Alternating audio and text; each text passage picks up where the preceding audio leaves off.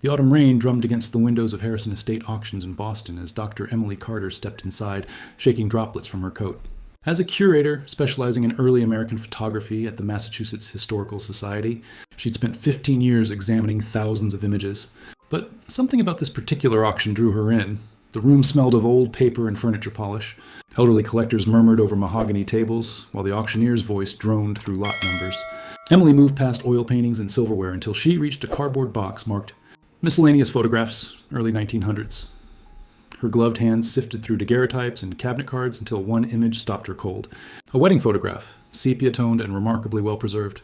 The couple stood before an ornate backdrop, both dressed in formal attire. He wore a dark suit with a high collar, she a white dress with delicate lace at the throat. Their posture was rigid, proper for the era, but it was their smiles that caught Emily's attention. Something felt wrong.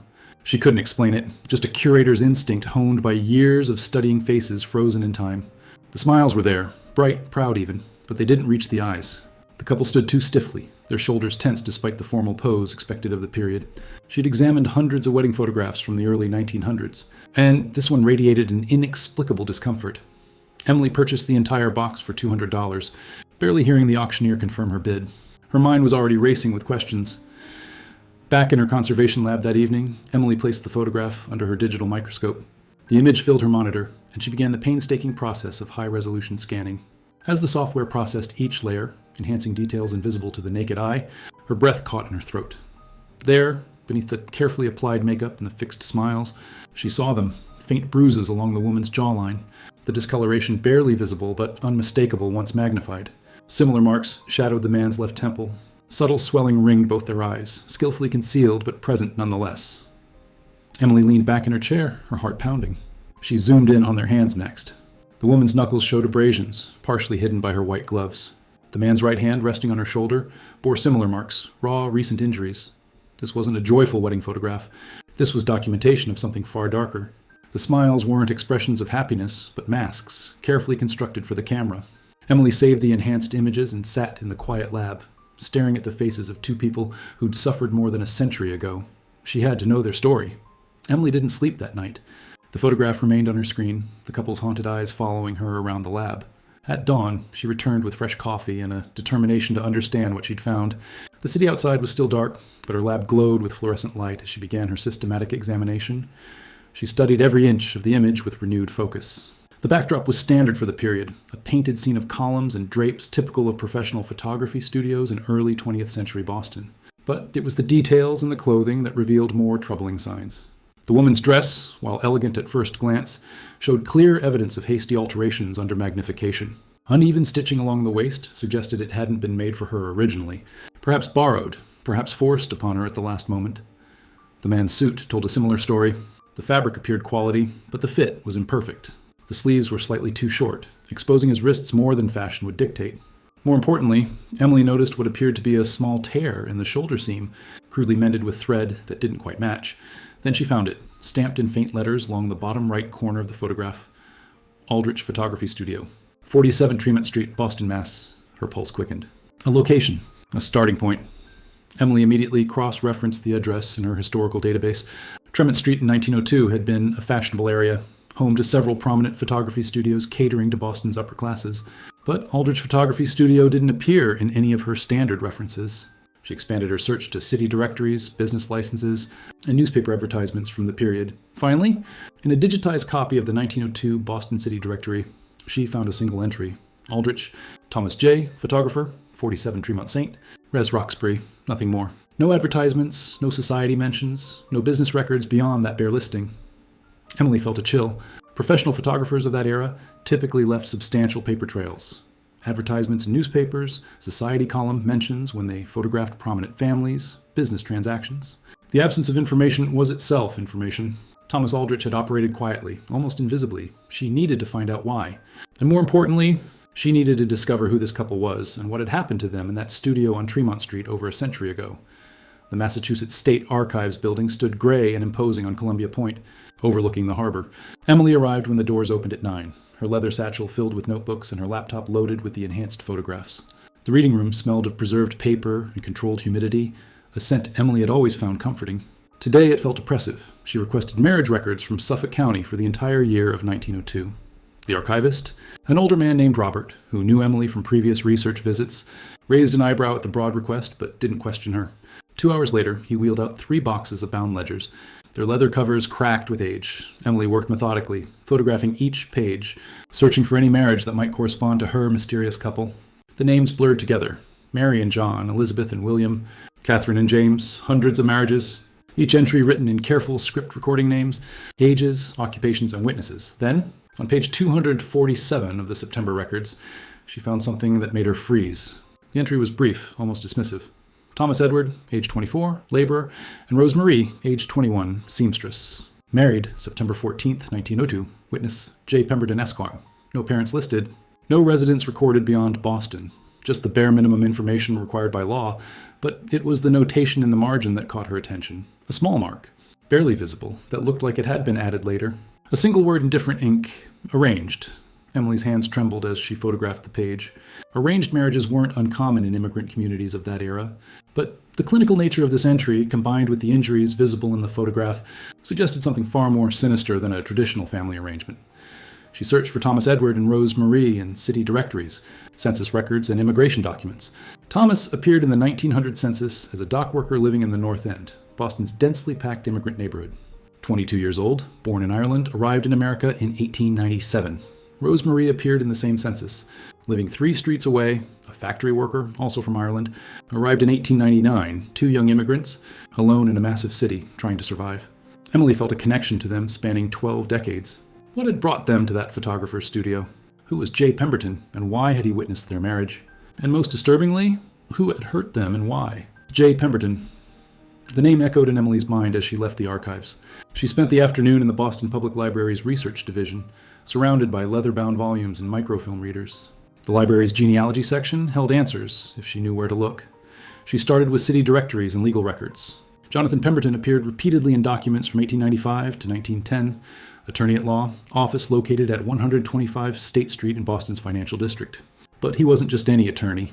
Further research revealed he specialized in labor contracts and immigration cases, representing several of Boston's largest manufacturing companies. Emily found a newspaper article from the Boston Globe, dated March 1901. Attorney. Pemberton addresses immigration question. The piece described a speech he'd given to the Boston Chamber of Commerce about the efficient management of foreign labor. The language made Emily's stomach turn. Workers described as resources to be allocated and controlled. She discovered that Pemberton had legal authority as a notary and frequently served as a witness for marriages involving immigrant workers. But the pattern disturbed her. In case after case, the marriages he witnessed involved workers employed by the same handful of companies: Lowell Textile Mills, Quincy Iron Works, and most frequently the Blackstone Manufacturing Company. Emily pulled up everything she could find about Blackstone Manufacturing. Founded in 1887 by industrialist Marcus Blackstone, the company operated 3 factories in the Boston area producing clothing, textiles, and leather goods. They employed over 800 workers, most of them immigrants, and they had a reputation. A series of articles from labor newspapers, publications Emily had to dig through the library's special collections to find, painted a disturbing picture. Workers at Blackstone facilities reported brutal conditions, 14-hour shifts, wages paid in company scrip only redeemable at company stores, and housing in company-owned tenements where rent consumed most of their earnings. Several articles mentioned workers who'd tried to leave being pursued by company agents. One article from 1902, published just months before Thomas and Rose's wedding, reported on an attempted workers' strike at the Blackstone factory in Charlestown. The strike had been broken violently. 3 organizers disappeared. The article suggested they'd been forced to sign new contracts under threat of deportation or worse. Emily sat back, the pieces beginning to form a horrifying picture. The arranged marriage, the attorney who specialized in labor contracts, the injuries visible in the photograph. Thomas and Rose hadn't chosen to marry. They'd been forced into it, likely as punishment or control. But why? And what had happened to them after that photograph was taken? Emily needed access to Blackstone Manufacturing Company records, but companies from that era rarely preserved their documents. She spent 2 days making calls, tracking down historical societies, and searching through business archives. Finally, she found a lead. The company had been dissolved in 1935, and surviving records had been donated to Northeastern University's Labor History Collection. The collection occupied a climate-controlled room in the university library basement. Dr. James Morrison, the collection curator, met Emily personally. He was in his 60s, with the weathered look of someone who'd spent decades fighting to preserve uncomfortable histories. When Emily explained what she was researching, his expression darkened. "Blackstone Manufacturing," he said quietly. "You're not the first to come looking. Those records tell a story most people would prefer stayed buried. He led her to a series of filing cabinets containing employment ledgers, contract records, and correspondence. Emily pulled on archival gloves and began searching. The employment ledgers listed hundreds of names, recording hiring dates, positions, wages, and notations about conduct and performance. She found Thomas Edwards' name, hired July 1900 as a general laborer, wage of 60 cents per day. Then she found Rose Marie, hired March 1900 as a seamstress in the garment division, wage of 40 cents per day. But it was the notations beside their names that made Emily's blood run cold. Beside Thomas's entry, written in firm script, agitator, suspected union sympathizer, requires correction. The date, August 1902. Beside Rosemarie's name, witnessed incident report number 247, potential testimony risk, requires management. The date, August 1902. The same month. Emily's hands shook as she requested incident report number 247. Dr. Morrison brought her a box of incident reports, his face grim. These reports document workplace accidents, injuries, and what the company called disciplinary matters. Read them carefully. Report number 247 was dated August 12, 1902. A supervisor named Patrick Donnelly had been accused of assaulting a 15-year-old worker named Anna. The report was clinical, cold. Rose Marie had been listed as a witness, having seen the attack. The report concluded, matter resolved internally, witness counseled on discretion. No external action required. Emily felt sick. Rose Marie had witnessed a crime, and instead of justice, she'd been threatened. Thomas had been labeled an agitator for presumably advocating for better conditions. And exactly 1 month later, they'd been standing before a camera, bruised and forced into marriage, with Jonathan Pemberton, the company's attorney, as their witness. This wasn't a wedding. It was a binding. A way to control two people who threatened the company's operations. Married workers could be more easily monitored, their families used as leverage. Emily understood now why they looked so haunted in that photograph. Dr. Morrison watched Emily's reaction to the incident report with sad understanding. There's more, he said softly. We acquired a box of personal correspondence 5 years ago, letters that were confiscated by company management and never delivered. They were found in a warehouse during demolition. You should see them. He returned with a document box labeled Confiscated Correspondence, 1900, 1905. Inside were dozens of letters, many still in their original envelopes, all bearing the same notation. Intercepted, not delivered. Emily's hands trembled as she opened the first one. The letter was dated September 20th, 1902, just 6 days after Thomas and Rose's forced marriage. It was written in careful feminine script, Rose's handwriting. The letter was addressed to a Margaret in County Cork, Ireland, presumably a sister or friend she'd left behind. Dearest Margaret, it began. I write to you, though I fear you will never receive this. Thomas and I were married last week, but not as I once dreamed marriage would be. They hurt us, Margaret. Mr. Donnelly and his men beat Thomas when he spoke against the machine's dangers. They came for me after I told what I saw him do to young Anna. They said we must marry or face deportation, but it is worse than that. We are watched constantly now. We live in company housing, work company jobs, buy from company stores. Thomas says we are prisoners dressed as workers. Emily read through tears, her professional detachment crumbling. She found another letter, dated October 1902, also from Rose. The marriage was meant to silence us, to make us complicit in our own captivity. Married workers cannot testify against each other in court. Mr. Pemberton explained this with a smile. Thomas grows desperate. He speaks of escape, but where would we go? They control everything. A letter from Thomas, dated November 1902, addressed to a brother in New York. Patrick, I beg you not to come for us.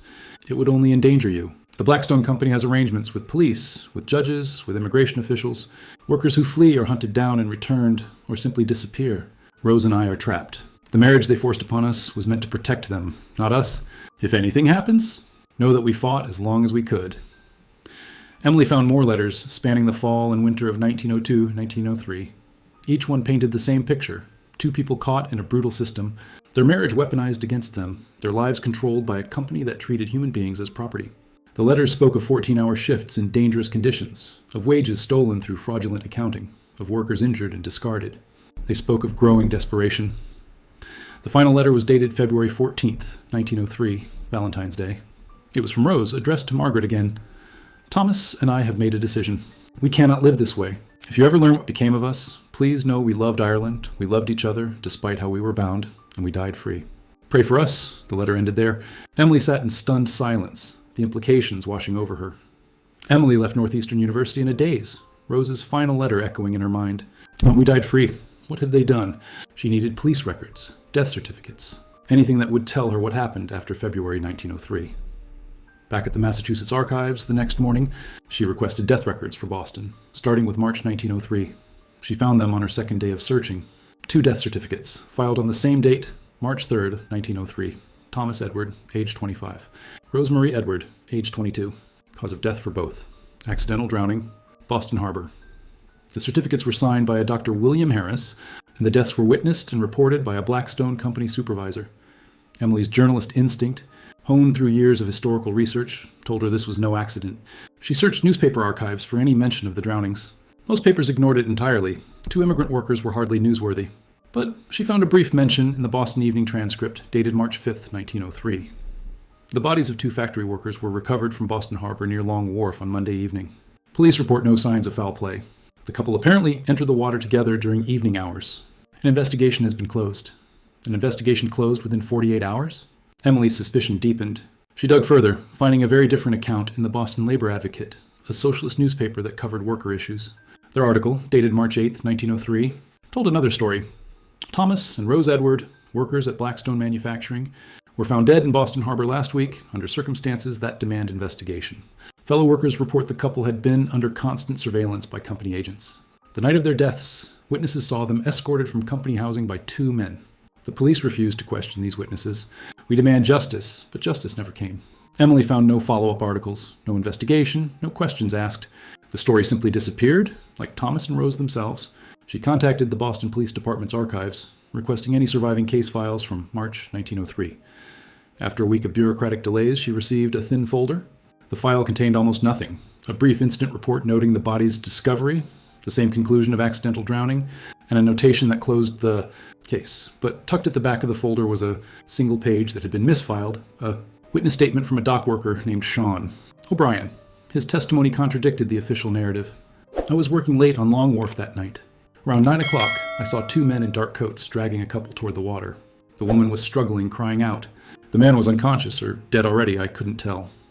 I started toward them, but another man appeared and put a gun to my ribs. He told me to forget what I'd seen if I wanted to see morning. I ran. God forgive me, I ran. Emily sat with that statement for a long time, her hands shaking. Thomas and Rose hadn't died by accident. They'd been murdered. Emily knew she had uncovered something that powerful people had buried over a century ago, but she needed more evidence, more connections to build a complete picture. She returned to the Blackstone manufacturing records at Northeastern, this time searching for correspondence between company management and outside entities during late 1902 and early 1903. Dr. Morrison helped her access the executive correspondence files, boxes of letters between Marcus Blackstone and various business associates, lawyers, and officials.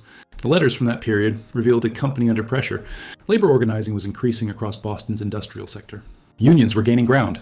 Workers were becoming bolder in demanding rights, safety protections, and fair wages. A letter from Marcus Blackstone to Jonathan Pemberton, dated January 15, 1903, was particularly damning. The Edward situation remains problematic. Despite the marriage arrangement, both continue to influence other workers. Thomas has been overheard discussing union organization, and Rose persists in speaking about the Donnelly incident to other seamstresses.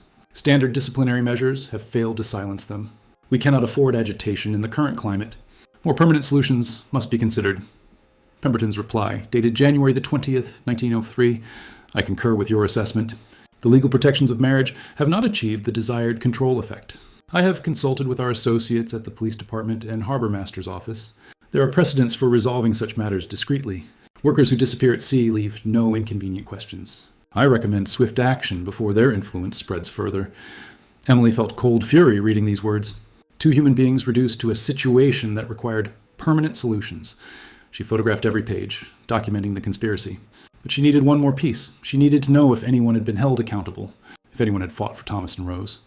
She found the answer in an unexpected place, a collection of letters at the Boston Public Library's Rare Manuscript Division, donated by the family of a former labor organizer named Catherine O'Sullivan. Catherine had been a prominent figure in Boston's labor movement during the early 1900s, and her correspondence revealed she'd been aware of Thomas and Rose's fate, a letter from Catherine to a colleague, dated April 1903. The Blackstone murders must not be forgotten, though the company and their paid police have closed the case. Thomas and Rose Edward were killed for daring to speak truth about injustice. I have gathered testimony from 3 witnesses, but no lawyer will take the case. Pemberton's influence extends too far. The system protects the powerful and discards the vulnerable. But I will not let their story die. I have hidden copies of all evidence I've collected, including a photograph given to me by a sympathetic studio worker, a wedding photograph showing the bruises they tried to hide. Someday, when the world is ready to listen, their truth will be told. Emily's breath caught. Catherine had possessed the photograph. She'd recognized its significance and preserved it as evidence. Emily spent the next 2 weeks verifying every detail, cross-referencing dates, locating descendants of witnesses, and consulting with colleagues who specialized in labor history and forensic photography. She contacted Dr. Morrison, who connected her with a professor of criminology at Boston University. Together, they analyzed the photograph under forensic examination, documenting the injuries that had been concealed. The forensic analysis confirmed what Emily had suspected. Both Thomas and Rose showed signs of recent physical trauma consistent with assault. The pattern of injuries, defensive wounds on their hands, impact bruises on their faces, suggested they'd been beaten before the photograph was taken. The makeup had been applied skillfully, but modern imaging technology revealed everything. Emily also discovered that Thomas Aldrich, the photographer, had documented the session in a private journal that had been donated to the Photographic Historical Society of New England after his death in 1935. She tracked down the journal and found his entry for September 14th, 1902. Photographed a wedding today that broke my heart. The couple was brought in by 2 company men who watched the entire session. The bride had been crying. Her eyes were swollen despite the powder we applied. The groom's hands shook when he signed the receipt. They were forced to smile for the camera, forced to play the role of happy newlyweds. I have never felt more ashamed of my profession. These were not clients, but prisoners, and I was complicit in documenting their captivity. Aldrich had kept the original glass plate negative, unable to destroy the evidence of what he'd witnessed. When he donated his collection to the Historical Society in 1934, the plate had been included. Emily requested access and found it still intact, stored in archival conditions. The glass negative showed even more detail than the paper print she'd purchased. Every bruise, every tear stain Rose had tried to wipe away, every moment of anguish behind their forced smiles. Armed with comprehensive documentation, Emily prepared a presentation for the Massachusetts Historical Society. She'd also contacted descendants of Thomas and Rose, locating great-grandnieces and great-grandnephews in Ireland and New York who'd grown up with family legends about ancestors who'd disappeared in America. They'd never known the truth. When Emily showed them the evidence, their grief was profound, but mixed with something else, validation. The family stories about injustice had been true. Emily also reached out to journalists specializing in historical investigation. The story was picked up by the Boston Globe, which ran a front-page feature, the wedding photograph that exposed a century-old murder. The article detailed the entire investigation, from Emily's initial discovery to the evidence of corporate conspiracy and murder.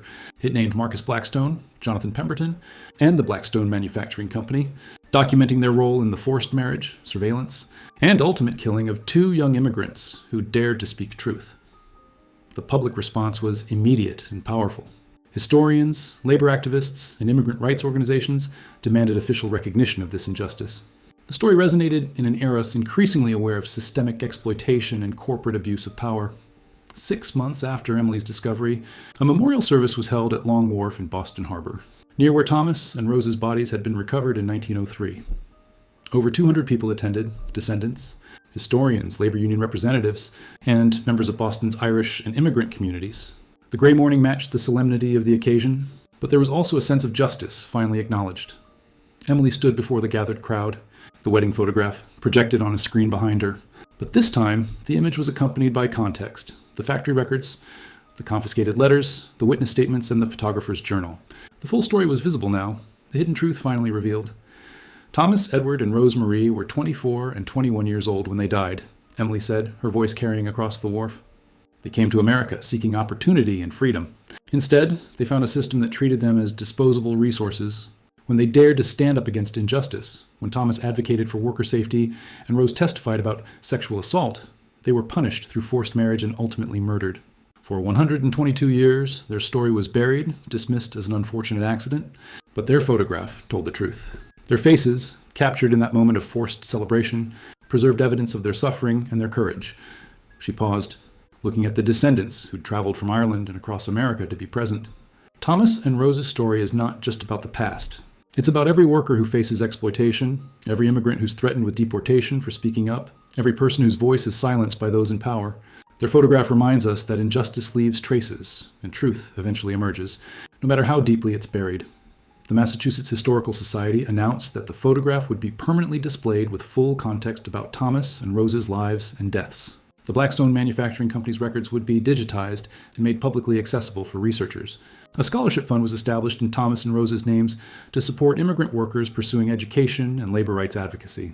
Most significantly, the Boston City Council passed a resolution officially acknowledging the murders and apologizing for the city's complicity in allowing corporate interests to override justice. A plaque was installed at Long Wharf, bearing Thomas and Rose's names and telling their story. Emily returned to the conservation lab late one evening, looking at the photograph one final time before it was transferred to its permanent exhibition space. The couple's faces stared back at her, still showing those forced smiles, still bearing the hidden bruises. But now their story was known. Now their courage was recognized. Now their deaths had meaning beyond the corporate conspiracy that had tried to erase them. She thought about Catherine O'Sullivan, the labor organizer, who'd preserved evidence and promised that someday the truth would be told. She thought about Thomas Aldrich, the photographer who'd kept the glass negative because he couldn't bear to destroy the evidence of injustice.